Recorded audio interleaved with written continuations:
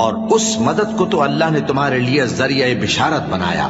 یعنی اس لیے کہ تمہارے دلوں کو اس سے اطمینان حاصل ہو،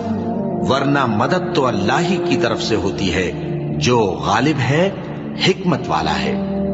یہ اللہ نے اس لیے کیا کہ کافروں کی ایک جماعت کو ہلاک کر دے یا انہیں ذلیل و مغلوب کر دے کہ ناکام واپس جائیں۔ اے پیغمبر، اس کام میں تمہارا کچھ اختیار نہیں۔ اب دو صورتیں ہیں، یا اللہ ان کے حال پر مہربانی کرے یا انہیں عذاب دے کہ یہ ظالم لوگ ہیں، اور جو کچھ آسمانوں میں ہے اور جو کچھ زمین میں ہے سب اللہ ہی کا ہے، وہ جسے چاہے بخش دے اور جسے چاہے عذاب کرے، اور اللہ بخشنے والا